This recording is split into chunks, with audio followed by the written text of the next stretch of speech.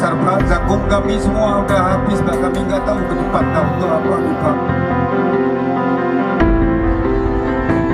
Kita hadapi musibah dengan tabah dan dengan solidaritas, semuanya kompak kita atasi. Ya. Negara kita kuat sekarang, mampu untuk mengatasi.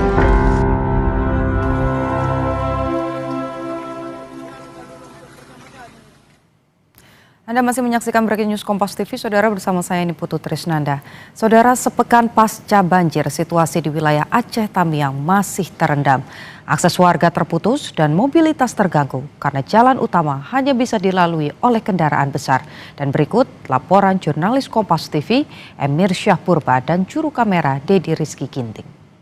Ya Saudara, pasca 1 minggu terjadinya banjir bandang hingga saat ini jalan penghubung Medan Aceh masih terputus dikarenakan adanya genangan banjir setinggi 1,5 meter yang menggenangi jalan lintas penghubung. Adapun saat ini Saudara, saya berada di Kecamatan Kejuruan Muda, Kabupaten Aceh Tamiang yang hingga saat ini aksesnya masih terputus. Saudara, dapat Anda saksikan di belakang saya ini merupakan genangan banjir yang hanya dapat dilalui oleh truk-truk besar.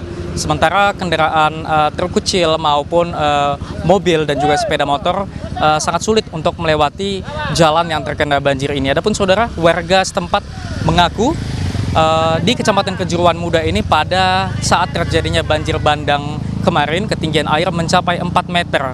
Dan mereka mengatakan bahwasannya pada tahun ini merupakan banjir terparah yang melanda kecamatan ini, mengingat sebelumnya belum pernah terjadi banjir yang menyebabkan ketinggian ataupun debit air setinggi 4 meter. Begitu juga dengan pengendara yang melintasi jalan ini Saudara, dikarenakan adanya banjir mereka tidak dapat melanjutkan perjalanan dan memilih untuk bertahan di lokasi ini. Ada yang mengatakan tadi sudah berada di lokasi ini sampai dengan 4 dan juga 5 hari Saudara.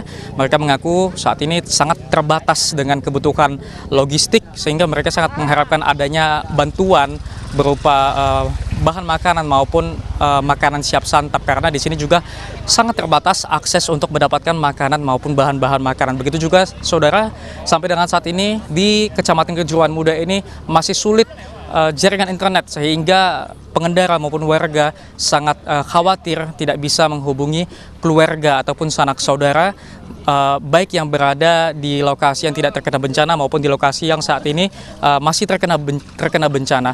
Tadinya Saudara, saya melihat truk-truk besar yang melewati jalan yang digenangi banjir ini membawa sejumlah pengungsi. Tadinya mereka mengaku berasal dari sejumlah daerah di Aceh yang sampai saat ini masih terkena bencana. Dan Saudara, saat saya mengabarkan saat ini ketinggian air di sini adalah 1 meter lebih, sehingga kendaraan yang kami bawa juga tidak bisa melanjutkan perjalanan dan harus menunggu debit air ataupun banjir yang menggenangi jalan ini berangsur surut. Emir Syahpurba, Dedi Rizky Ginting, Kompas TV, Aceh. Saudara, visual yang Anda saksikan ini merupakan visual di kawasan Aceh Tamiang, Aceh. Di mana kalau tadi berdasarkan laporan dari jurnalis Kompas TV disampaikan bahwa banyak akses yang masih terputus karena masih digenangi oleh banjir. Dari data Kepala Pusat Data Informasi dan juga Komunikasi Kebencanaan BNPB yang disampaikan kemarin pada 1 Desember 2025, tercatat bahwa data korban bencana di Sumatera per pukul 18.24 waktu Indonesia bagian Barat, korban jiwa dari peristiwa ekologis atau musibah ekologis yang terjadi di Sumatera ini mencapai 604 orang. Sementara untuk korban hilang ada 464 orang dan korban luka ada 2.600 orang. Sementara itu, warga yang terdampak, Saudara, dari bencana ekologis tercatat ada 1,5 juta orang. Dan akibat peristiwa ini setidaknya jumlah pengungsi ada 570.000 orang.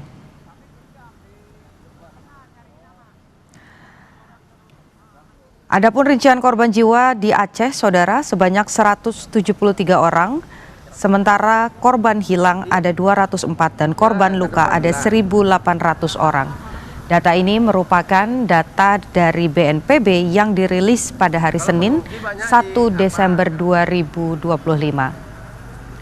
Sampai dengan saat ini kami juga masih terus menunggu bagaimana informasi terbaru dari BNPB yang biasanya akan disampaikan update-nya terkait jumlah korban meninggal ataupun juga luka pada pukul 18.00 waktu Indonesia bagian Barat. Saudara, sejumlah wilayah terdampak bencana alam di Sumatera masih terisolasi. Bantuan lewat udara jadi pengiriman paling efektif agar cepat diterima oleh warga. Jurnalis Kompas TV, Jona Hamonangan dan Febri James ikut menembus daerah terisolasi bersama personel Kodam 1 Bukit Barisan. Kita simak informasinya berikut ini.